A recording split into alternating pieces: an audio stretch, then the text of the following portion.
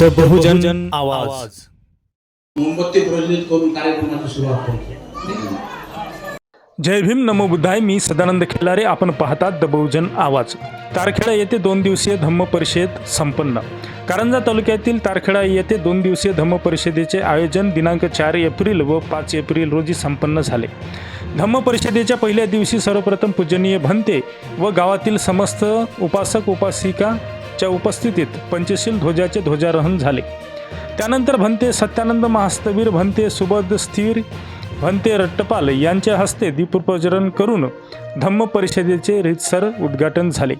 यावेळी धम्मपीठावर प्रमुख पाहुणे व मान्यवर उपस्थित होते. दरम्यान भंतेंनी उपस्थितांना धम्मदेशना दिली. दुपारच्या सत्रात वैचारिक प्रबोधन झाले व संध्याकालीन सत्रात रामपाल महाराज सप्तखंजेरी वादक यांचा प्रबोधनाचा कार्यक्रम झाला. यावेळी गावातील समस्त धम्म अनुयायी उपस्थित होते.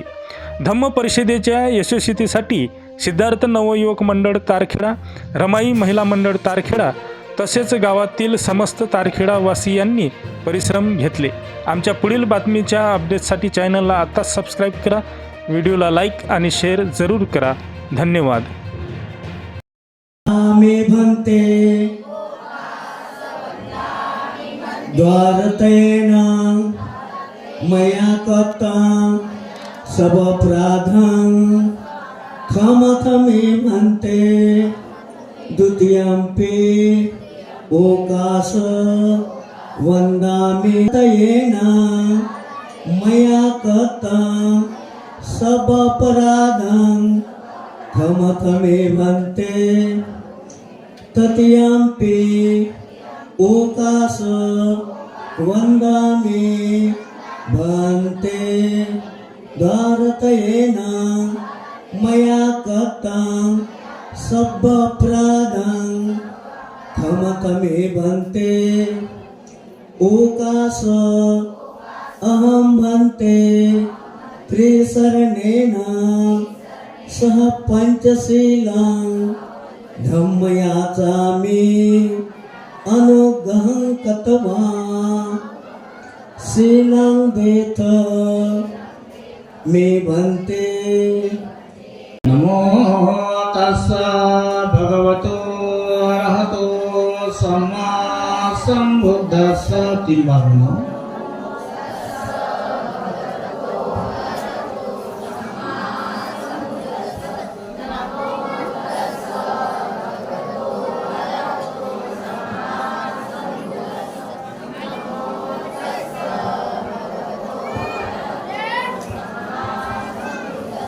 बुद्धं शरणं गच्छामि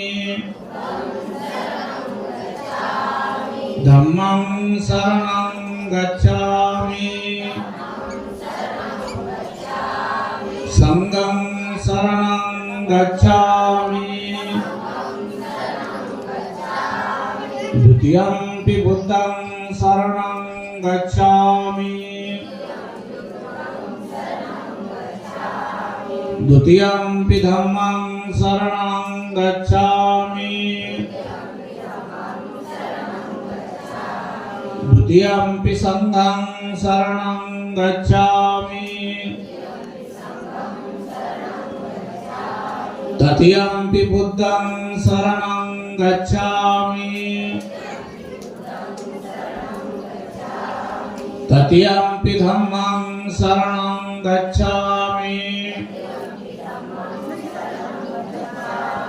तृतीयंपि संघं शरणं गच्छामि त्रिशरण शरणं गमनं सम्पूर्णं पाणातिपाता वेरमणि सिक्खापदं समादयामि.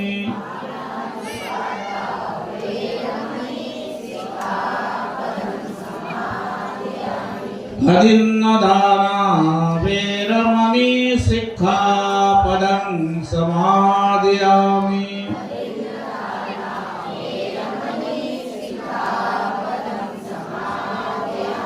कामेषु मिथ्याचारा वेरमणि सिक्खापदं समादयामि।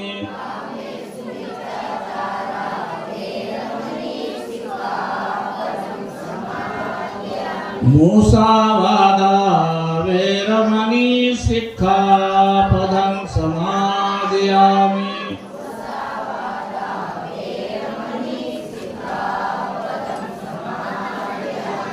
सुरामेरय मज्जपमादठाना वेरमणि सिक्खापदं समादयामि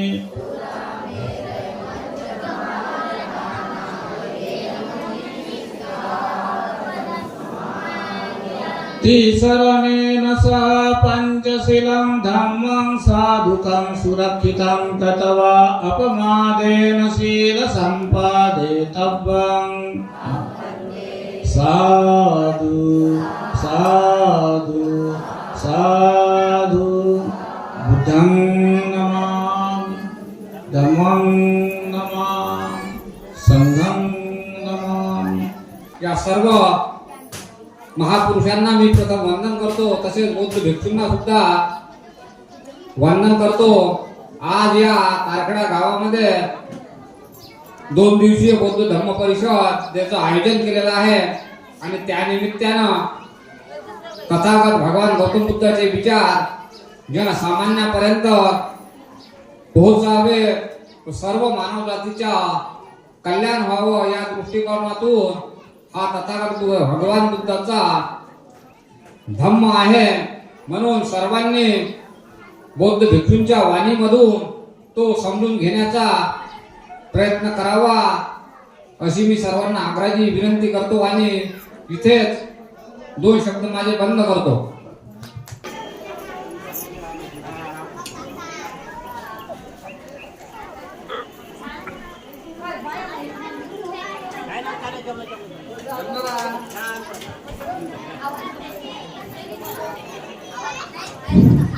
नमो तस्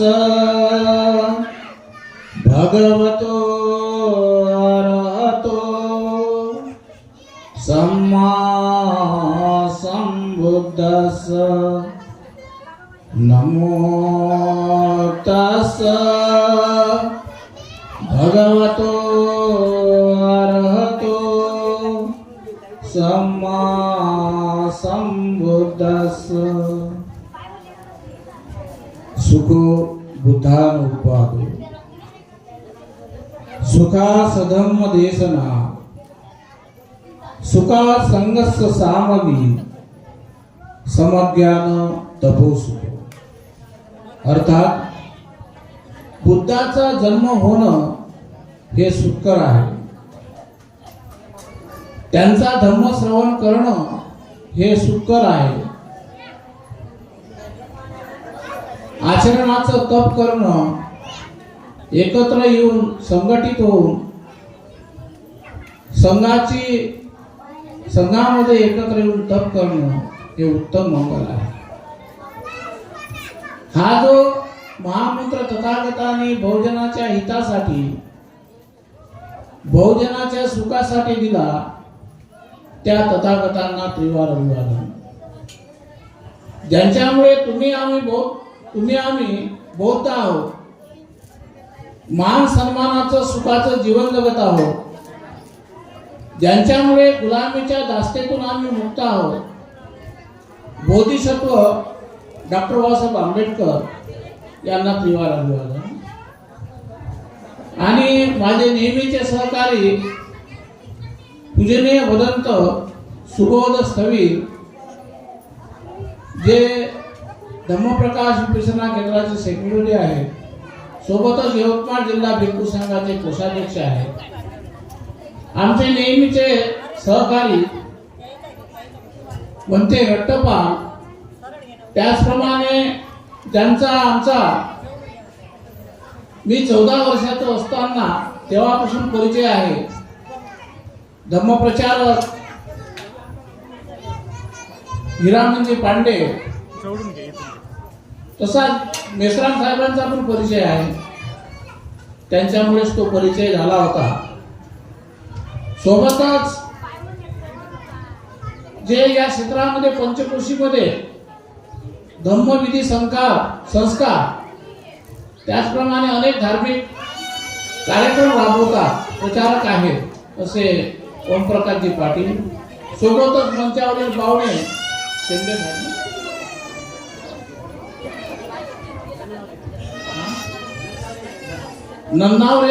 नन्नावरेजी आणि आमचे लोणीचे जे खास मुंबईवरून आपल्या गाव, त्यांचं गावच लोणी आहे, पण तरी पण इथे आल्यानंतर कार्यक्रम आहे म्हणून इथे कार्यक्रमाला आले. गरडे साहेब आणि गावागावातून किंवा याच गावातून आलेले बौद्ध उपासक, उपासिका, बालक बालिका. आपलं गाव खूप मोठं आहे, जिथे 90 घराचा जर समाज आहे म्हणजे मोठा आहे. आणि ज्या गावात कार्यक्रम असते त्या गावातले लोक ऐकायला येत नसते. तर तुमच्या गावातलं ऐकायला, धर्म ऐकायला आले की नाही हे मला माहित नाही. आले का? त्या गावातले लोक काय असते, त्याच्या गावातले लोक येते, मग त्यांच्या घरी पाहुणे आलेले असते, त्यांना पाणी पाजणे, जेवण देणे ह्या गोष्टी असतात. आणि मग आजकाल जे धर्म परिषदा घडवल्या जातात, अनेक लोक धर्म परिषदेचं आयोजन करतात. आम्ही असंच दरवर्षी एका गावाला जातो. रस्त्यावर गाव आहे, यावर्षी 18वी धर्म परिषद होती. आम्ही त्या मंचावर 50 भिक्खू होतो, 50 भिक्खू. आणि लोक ऐकायला लोक किती होते? 25. गावाचं नाव नाही सांगत मी, आम्ही मग एक प्रकारची बदनामी करणार आहे. म्हणजे 18वी धर्म परिषद. मग प्रवचन झालं, आमचे झाले 2 वाजेपर्यंत, 3 वाजेपर्यंत. मग कसे म्हणजे तुमच्या एवढ्या बाया, ते बाया. आणि एक म्हातारी तर काळी घेऊन आले असे नटकट हात हे करत होते. आणि आली एवढी थकली की पुढे चिरून पडली. म्हणजे का पडली? थकल्या पुढे पडली. मग तिला बसायला खुर्ची दिली. आमचे प्रवचन चालू झाले. 25 लोक असो तरी प्रवचन करायचं म्हणजे करायचं. म्हणजे आम्ही रोज ठरवलं आहे, लोक 1 जरी असेल, 2 जरी असेल तरी आम्ही धम्मदेशना देणारच. तर मग प्रवचन चालू झालं. पण संध्याकाळी अशी गर्दी यायला लागली 5 वाजतापासून. झुंडाच्या झुंडा प्रवचन ऐकाले. आमच्या शेवटच्या भरतीचं प्रवचन चालू होतं, पण बाया अशा कलकल करत होत्या.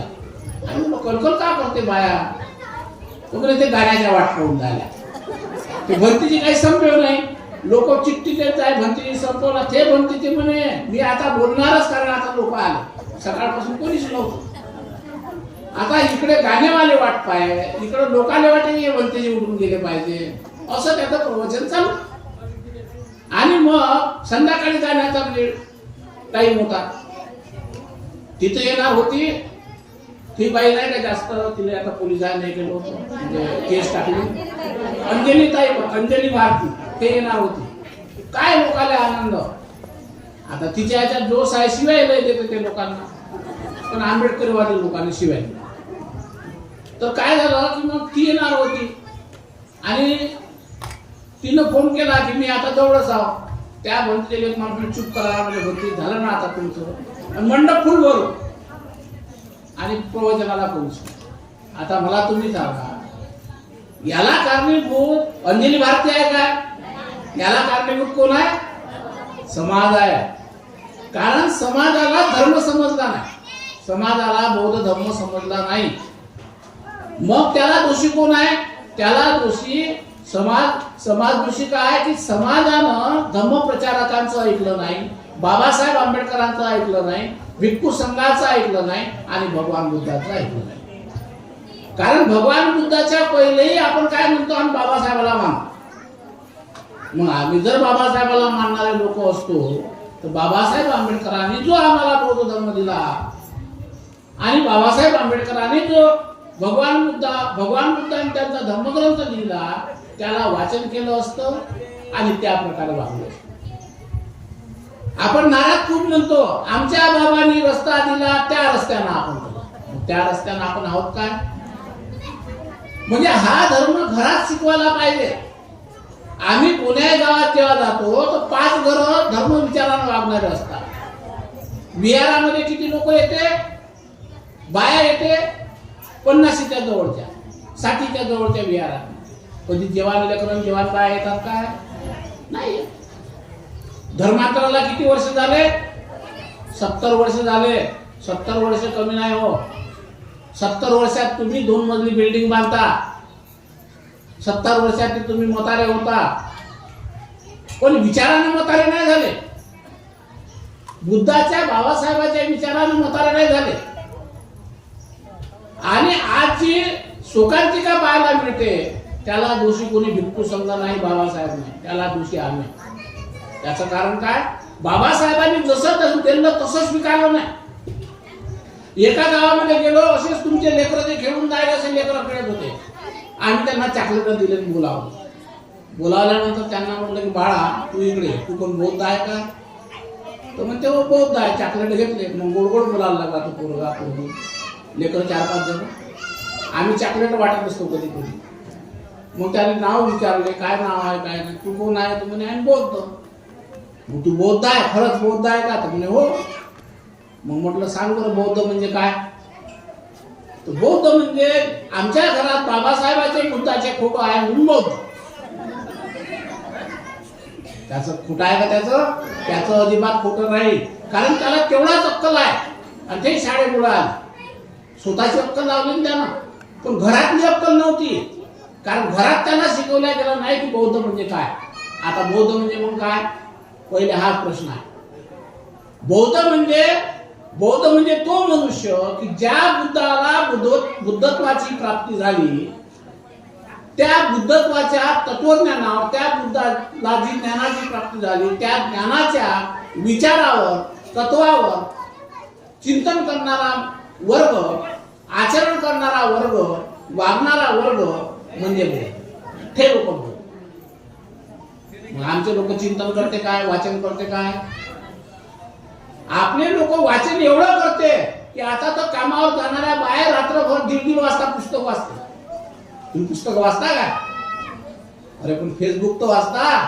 मोबाईल, आता मोबाईल पाहते ना, पोरं पाहते, पोरी पाहते, म्हाताऱ्या बुड्या पाहते. पहा ना तुम्ही मोबाईल पहा, पण त्याचा म्हणजे उपयोग चांगल्या पद्धतीनं करा. आता आपल्या इथं जे युट्यूब चॅनलचे मालक आलेले आहे, खिल्लारे साहेब, बहुजन आवाज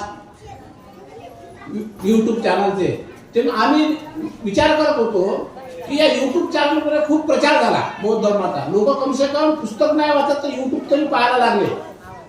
भाषण लोक ऐकतात, गाथा लोक ऐकतात, वंदना त्याच्यावरून ऐकतात. त्याचा एक मोठा फायदा झाला. म्हणजे कोणत्याही गोष्टीचा उपयोग आपल्यावर अवलंबून आहे. कोणत्याही गोष्टीचा, युट्यूबचा किंवा मोबाईलचा उपयोग वाईट करायचा की चांगला, हे आपल्यावर अवलंबून आहे. आणि मग तुम्ही चांगला उपयोग केला पाहिजे. याचा अर्थ असा की तुम्ही बिलकुल नाचगाणा पाहू नका असं अजिबात म्हणत नाही. मग त्याच्यानंतर हे मी म्हणत नाही की तुम्ही सजून धजून राहू नका, चांगले कपडे घालू नका, ते सारं करा, पण त्याचेही सुद्धा टाइम टेबल आहे. मग भगवान गौतम बुद्धाला जे ज्ञान प्राप्त झालं त्याचं आचरण करणारा मनुष्य म्हणजे बौद्ध.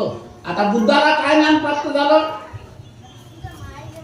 भगवान गौतम बुद्धाला आतापर्यंत जेवढे देव झाले, जेवढे ईश्वर झाले, जेवढे धर्मसंस्थापक झाले, त्यांना जे प्राप्त नाही झालं ते बुद्धाला प्राप्त झालं. बुद्धाला काय प्राप्त झालं? असं बुद्धाच्या हाती काय लागलं जे आजपर्यंत कोणाच्याच हाती नाही लागलं? एवढं मोठं सत्य भगवान बुद्धांच्या हाती लागलं. कारण याच्या पहिले लोक म्हणायचे की दुःख देणारा, तुमच्या संसारामध्ये दुःख आहे, सुख आहे, तुमच्या संसारात जेवढ्या काही घडामोडी होते याला कोण कारणीभूत आहे? म्हणे याला कारणीभूत ईश्वर आहे, देव आहे. आणि देवाची संकल्पना मग मुसलमानाची असो, येशू ख्रिस्ताची असो की ब्राह्मणाची असो, सर्वांच्या मध्ये दुःख देणारा, सुख देणारा त्याची एकच कल्पना आहे. मुसलमान म्हणते की अल्लाह, ख्रिश्चन म्हणते येशू ख्रिस्त, येशू मशिहा, मुसलमान म्हणते मोहम्मद पैगंबर, आणि वैदिक लोक म्हणते ब्रह्मा.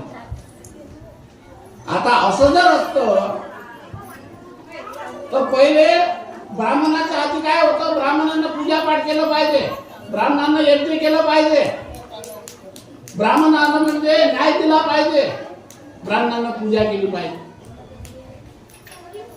4 वर्ण भेदाचा धर्म कोणाचा होता? ब्राह्मणांचा, ज्याला वैदिक धर्म म्हणतात. या वैदिक धर्मानं असं ठरवलं होतं, या वैदिक धर्मानं असं ठरवलं होतं की 4 लोक जे असतात, ब्राह्मणांना न्यायदान करा, पूजापाठ करा, यज्ञ करा आणि लोकांच्या दक्षिणेवर जा. दुसरं क्षत्रिय म्हणजे राजे. क्षत्रियाची परिभाषा ही वेगवेगळ्या काळात वेगवेगळी झाली. म्हणजे भारतातली बोलाचे राज्य होते, नागाचे राज्य होते. मग भगवान बुद्ध किंवा आपण हे कोण्या वंशाचे आहोत? भगवान गौतम बुद्ध शाक्य वंशाचे होते. म्हणजे भारताचे जे मूळ वंश आहे, म्हणजे आपला जे मूळ DNA आहे, ते बुद्ध मूळ वंशाचे होते. म्हणजे नाग लोक सुद्धा मूळ वंशाचे आहे. आता फरक असा आहे, तरी ते क्षत्रिय कसे झाले? कारण ज्या जे लोक बलशाली होते, जे लोक क्षेत्राचं रक्षण करणारे होते, क्षेत्र म्हणजे काय? जसं एरिया, आपली पंचकोश, त्या एरियाचा एक राजा असायचा आणि मग सर्वात मोठा जे मनुष्य असे त्याला राजा मानला आणि म्हणून ते क्षत्रिय झाले. क्षत्रिय कोणी पेशर अशी जात नाही. आज जे लोक लावतात ना ठाकूर, हे ते आदी गोष्टी, ठाकूर वगैरे कोणी जात नाही. आपल्यामधलेच, आपल्या कुटुंबातले लोक जे धन्यानं वेगळे पडले. तर मग पहिला आहे ब्राह्मण, दुसरा आहे वैश्य आणि दुसरा आहे क्षत्रिय, तिसरा वैश्य आणि चौथा शूद्र. मग आपण शूद्र आहो काय? आहो का आपण शूद्र? यासाठी अभ्यास करायला. आणि आजकाल तर सर्वात जास्त भिस्त कोणावर आहे? बाईवर आहे. पहा, तुमचे मुलं 12वी नंतर पास होते काय? किती लोकांचे मुलं पास होते? 100तल्या 5 घरातल्या लोकांचे मुलं म्हणजे 12वी नंतर पास होते, इंजिनियर बनते, डॉक्टर बनते. पण मुली कधीच फेल होत नाही, कधीच वर पास होत नाही. फर्स्ट क्लास मध्ये येते, 10वीत एका झटक्यात पास होते, 12वीत एका झटक्यात पास होते आणि मग इंजिनियरही बनते, डॉक्टरही बनते. त्याचं कारण काय? मुलीला तुम्ही लहानपणापासून चांगले संस्कार देता. बाई बाहेर नको फिरू, बाई बाहेर एकटी नको जाऊ, बाई बाहेर तू आई सोबत जा, बहिणी सोबत जा. तिने कुठंच तुम्ही फटकू देत नाही. बापही फटकू देत नाही, भाऊही फटकू देत नाही, माय फटकू देत नाही. म्हणजे तिला चांगल्या गोष्टीची शिकवण म्हणजे संस्कार देते. आणि हा दबाव तिच्यावर काम केल्यामुळे ती अभ्यासात रममान असते, कामात रममान असते, कामात दक्ष असते, आईसोबत भांडे घासू लागते, आईसोबत स्वयंपाक करू लागते. बाप कसा असतो? मोकाट, फक्त एकच काम करणारा. 500 रुपये रोजाना कामाला जायचं, शेतातून यायचं, खाल्लं की झोपायचं. तो बायासारखं काही धारण करत नाही, कधी विहारात जात नाही. 70 वर्षाच्या कालावधीत मी कधी पौर्णिमेच्या दिवशी विहार भरते काय? मला नाही वाटत भरते. आम्ही तर लहान होतो 14 वर्षाचं, तेव्हा पांडेमामा ग्रंथ वाचत जाय आणि तेव्हाच एक ग्रंथ वाचायचे. आमच्या इथं भिक्खू यायचे, धम्मानंद बनतेजी, धम्मदर्शी बनतेजी, त्याच्यानंतर धम्मानंद बनतेजी. तुम्ही पाहिलं असेल, जे जुने लोक आहे सिरसगाव पांढरे, धम्मदर्शी बनतेजी कारंज्याचे. आणि त्याच्यानंतर एक बनतेजी यायचे जे वर्धेला राहायचे, त्यांचं नाव होतं धम्मप्रकाश. त्यांनी मला सामने दीक्षा दिली. त्यांना गजबे वस्ताद म्हणून ओळखल्या नाही, गजबे वस्ताद. कारण ते वस्ताद का म्हणत? कारण पहिले ते समता सरिंगलाचे कॅप्टन होते आणि गावोगावी सभा जिथं हो तिथं ते लाठी काठी शिकले, असे कॅप्टन होते समता सरिंगला. मग भिक्खू झाले 73-74 मध्ये. आणि अशा तऱ्हेनं माझ्या घरी नेहमी भिक्खू मुक्कामी राहायचे, म्हणून धर्माचा पगडा माझ्यावर होता. आताच्या कंडिशन मध्ये भिक्खू जीवनामध्ये कम से कम 10-15 कोटी माझ्याकडे रुपये राहिले असते. काय नाही? मग आता माझ्याकडे पैसे आहे काय? पैशापेक्षाही जास्त मला म्हणजे लोकांचा सन्मान आहे, लोकांमध्ये मान्यता प्राप्त आहे. काय मान्यता प्राप्त आहे? कारण मी पैशाला जर पाहिलं असतं तर माझ्याकडे पैसा खूप राहिला असता. पण माझ्यावर आई वडिलांचा आणि भिक्खू संघाचा पगडा होता की भगवान बुद्ध काय झाले? भगवान बुद्ध राजपाट त्यागला, त्याला संपत्ती त्यागली आणि ते भिक्खू, ते म्हणजे गृहत्याग त्यांनी केला. आपल्या मुलाला त्यांनी काय केलं? आपल्या मुलालाही त्यांनी भिक्खू बनवलं, राहुलाला. त्याला राजपाटाचा हक्क दिला नाही. वारसा हक्क म्हणजे राजपुत्राचा दिला नाही. त्याला म्हणजे काय, तर बुद्धाला जे ज्ञान प्राप्त झालं त्या ज्ञानावर आचरण करणारा वर्ग. मग त्यांना कोणतं ज्ञान प्राप्त झालं तर तेही मी तुम्हाला सांगतो. मग काय झालं की मी भिक्खू झालो. आज कमसे कम फक्त 10-12 वर्षामध्ये मोठं सेंटर बनवलं. मी माझ्याविषयी सांगितल्यापेक्षा मी दुसऱ्या गोष्टीकडे वळतो विषय. मग आता शूद्रापेक्षाही आपण अतिशूद्र आहोत. शूद्रापेक्षाही सुद्धा आपण अतिशूद्र आहोत. शूद्राच्या खालचे आणि शूद्राच्या खालचे अतिशूद्र असल्यामुळे आज अशी कंडिशन आहे की त्या 4 वर्णभेदामुळे त्या 4 वर्णभेदाचे काम आटोपले होते. पण आजच्या काळातली ब्राह्मण फक्त पूजाच करते का? नाही. ब्राह्मण या देशाचा पंतप्रधान, ब्राह्मण या देशाचा गृहमंत्री, ब्राह्मण या देशाचे मुख्य सचिव, ब्राह्मण या देशाचे कलेक्टर, म्हणजे अजूनही सत्ता त्यांच्यासाठी. म्हणजे आजच्या काळात जर पाहिलं मग ते ब्राह्मणाचं मत होतं की ब्राह्मणांना पूजापाठच करा, तर मग आज चमाराचे धंदे ब्राह्मण करायला लागले, जोडे चमार विकायला लागले.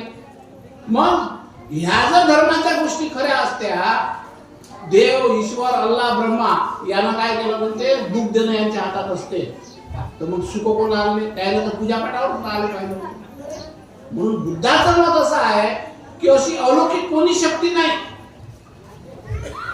अलौकिक अशी कोणी शक्ती नाही की माणसाला दूध दे. प्रत्येक लोक असते. बौद्ध धर्मामध्ये 31 प्रकारचे लोक सांगितले आहेत. किती प्रकारचे? 31 प्रकारचे. आणि त्या 31 प्रकारामध्ये 16 प्रकारचे ब्रह्मलोक आहेत, देवलोक आहे. आता तुम्ही म्हणाल की भंतेजी देवलोक आहेत, ब्रह्मलोक आहेत, तर दाखवा बरं. आता मी दाखवू शकत नाही कारण मला ती दृष्टी प्राप्त नाही, पण मी प्रमाण देऊ शकतो. आजचं विज्ञान काय म्हणते, या पृथ्वीसारख्या आणखी पृथ्वी आहे. काय म्हणते विज्ञान? या पृथ्वीसारख्या आणखी पृथ्वी आहे, या सूर्यासारख्या आणखी सूर्य आहे.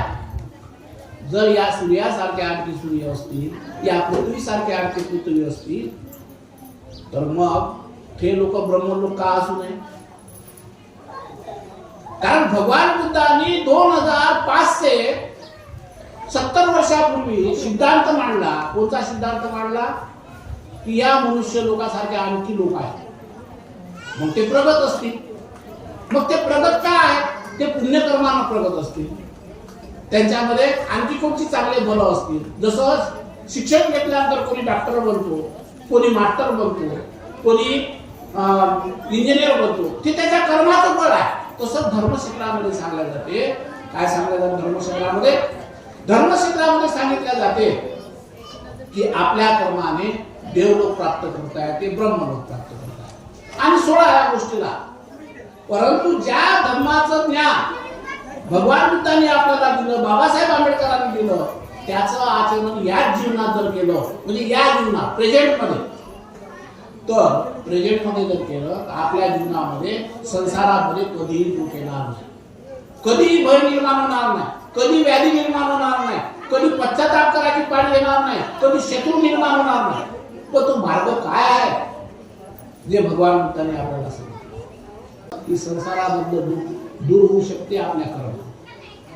4 आर्य सत्य तो मार्ग. मग जपानचे लोक 1.5 घंट्याची ट्रेन येते, 800 किलोमीटर, विमानापेक्षाही वेग. आणि त्या जपानच्या लोकांमध्ये सकाळी उठल्याबरोबर 1 घंटा वंदना करतात. सांगा बरं आमची माणसं 1 घंटा वंदना करते काय? कधीच नाही. बाबासाहेबांना काय म्हणते, पूजाला सांगत का पूजा आहे का म्हणते बौद्ध धर्मात? खरं बौद्ध धर्मामध्ये मूर्ती पूजा नाही. भगवान बुद्धाच्या धर्मामध्ये मूर्ती पूजा नाही. बाबासाहेबांनी सांगितलं मला पूजू नका, मग आम्ही बाबासाहेबांच्या गुणाला पुजतो. तसंच जपानचे लोक उठल्याबरोबर 1 घंटा वंदना करतात, आंघोळ केल्यानंतर ध्यान करतात. त्या देशाचा राष्ट्राध्यक्ष जरी असेल तर दिवसभर विहारात राहते, अष्टमीच्या दिवशी, अमावस्या दिवशी, पौर्णिमेच्या दिवशी. आणि जर त्या दिवशी राहता येत नसेल तर तो सुट्टीच्या दिवशी राहतो. आणि बाबासाहेब आंबेडकरांनी सांगितलं 1954 सारनाथमध्ये घोषणा केली, बौद्ध लोकांनी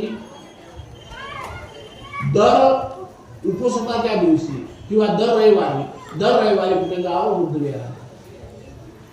आणि या गोष्टी आपल्या लोकांनी धारण केल्या पाहिजे. जोपर्यंत बायाचं तर काम नाही, लग्नातही एवढ्याच बाया दिसते, मरणातही एवढ्याच बाया दिसते, कलापत्तीतही एवढ्याच बाया दिसते, गाणे ऐकायला बाया दिसते, माणसं कुठेही तुम्हीच असते. आणि बरा झालं या बाया म्हणजे इथं असतात, त्या बायांकडे धर्म होतात. मी तर असं म्हणतो, माणसाला चांगली म्हणजे दखलच शिकवायला पाहिजे, म्हणजे काय सगळं अदल घडवायला पाहिजे. बाया तुमच्या हाती आहे ना सर्व, पण तुमच्या हाती असल्यानंतर तुम्ही चांगल्या कामाला लावत नाही, वाईट कामाला जर समजा जाऊ देतात कसं रोखता, चांगल्या कामावर लावणं बायांचं. बायांनी ते शिकवलं पाहिजे. बस मायाबरोबर वंदनेले बस, नाही तर पाय मग भोजन भेटणार नाही. आणि मग भोजनच भेटणार नाही तर वंदनेले बसत नाही का? नाही म्हणते बाबा दारूच पिते ना, ऐकतच नाही ना. दारू पेला असेल तर आपण चुपचाप बसून, आज दारू नाही पिल, उद्या नाही दारू पिल. नुसतं दारूच आहे का? दारूपेक्षाही मोठे मोठे वाईट गोष्टी आहेत बरं. एका दारूने बिघडते काय, पण अन्य वाईट गोष्टी आहेत त्याचा पण विचार करेल. आणि म्हणून बौद्ध धर्मामध्ये साऱ्या गोष्टीचा विचार करावा. खोटं बोलू नये, दारू पिऊ नये. रोजच्या जीवनामध्ये बौद्धांसाठी तुम्हाला एकाग्र करण्यासाठी तुम्ही काय झाले पाहिजे, तुम्ही एका रस्त्यावर गेले पाहिजे. यासाठी बुद्धाला रस्ता दिला, 5 सदाचरणाचा, ज्याला तुम्ही पंचशील म्हणता. फक्त आपण म्हणतो कोणाला, 5 सण पाळणं काय साधी गोष्ट आहे? तीन दृष्टीनं आपल्याला काय करावं लागत असते, धर्म पाळावं लागते. मी हिंसा करणार नाही म्हणजे नुसतं एक झालं का कोंबडे बकरे कापणार नाही, मनातूनही वाईट विचार करणार नाही. नवरा जर बाईवर रागावला ना तर बाई म्हणते थांब गोष्ट म्हणजे मी पाहतो कसं मला मारणार नसते, रागावलं नसते. ते मनातून म्हणते, तोंडानं म्हणते काय नाही. मनाची हिंसा आहे, तोंडाची म्हणजे वाचेची हिंसा आहे, आणि शरीर ज्याला काया म्हणतात त्याची हिंसा आहे. म्हणून 3 प्रकारच्या हिंसा केल्यामुळे आपल्या घरामध्ये बरकत राहत नाही. जुने लोक ज्याला बरकत म्हणतात, बरकत म्हणजे काय, पैसा थांबत नाही घरामध्ये, अन्नधान्य थांबत नाही. हे काय होते, आपल्या हे वाईट कर्माचं फळ आहे. पण जपानमध्ये 4 घंटे लोक ड्युटी करतात, आणि 4 घंटे ड्युटी करणारे लोक अमाप पैसा असतात. बौद्ध देशमान श्रीलंका, ब्रह्मदेश, थायलंड, कोरिया, उत्तर कोरिया, जिथं बौद्ध आहेत ना ते किती संपन्न आहे. मग आम्ही 70 वर्षात बौद्ध झालो तरी आम्ही त्याच पद्धतीवर अजूनही 70 वर्षाचे विचार आपल्याजवळ आहे. काही बदल नाही, फक्त घर बदलले, बरोबर तसेच आहे. आणि म्हणून बौद्ध लोकांनी काय केलं पाहिजे, बाबासाहेबांच्या बुद्धाच्या विचाराला स्वीकारलं पाहिजे. तेव्हा जगासारखी प्रगती आमची.